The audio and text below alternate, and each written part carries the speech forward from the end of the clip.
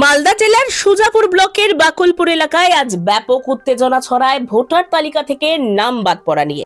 ভারতের নির্বাচন কমিশনের নির্দেশ অনুযায়ী প্রয়োজনীয় নথিপত্র জমা দেওয়ার পরেও বহু বাসিন্দার নাম চূড়ান্ত ভোটার তালিকা থেকে বাদ পড়েছে বলে অভিযোগ ওঠে।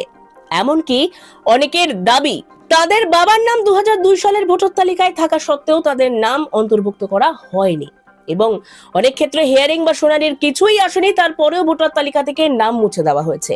এই ঘটনার প্রতিবাদে ক্ষুব্ধ স্থানীয় বাসিন্দারা বিক্ষোভ মিছিল বের করেন এবং পরবর্তীতে রাস্তা অবরোধ করে আন্দোলনে শামিল হন। ফলে এলাকায় যান চলাচল ব্যাহত হয় এবং পরিস্থিতি উত্তপ্ত হয়ে ওঠে। স্থানীয় এক বাসিন্দা বলেন, আমরা সব কাগজ জমা দিয়েছি, তারপরেও নাম বাদ, শুনানির সুযোগও পাইনি, এটা অন্যায়।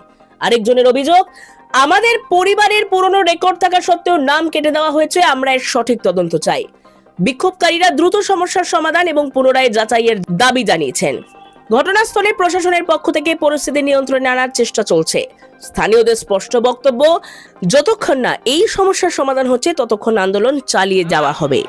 আজকে যে পদ অবরোধ, এই যে আপনারা যে পদ অবরোধ করছেন, এটা কিসের জন্য? আমাদের নাম বাতিল হয়ে গেছে, বিশেষ নাম এসেছিল আমাদের, আমি হায়ারিং হয়নি, আমার হায়ারিংও হয়নি, আমার নোটিশও পাইনি আমি। আচ্ছা, তাই জন্য আমার ভোটার তালিকাতে নাম। আপনার 2002 সালে নাম ছিল না? 2002 এর নাম ছিল। আপনার বাবার ছিল? বাবার ছিল, দাদুর তারপর ছিল, আপনার নাম কেটে গেছে। দাদুর ছিল। আচ্ছা, এই জায়গাটার নাম কি? এটা যে বাকুরপুর। বাকুরপুর।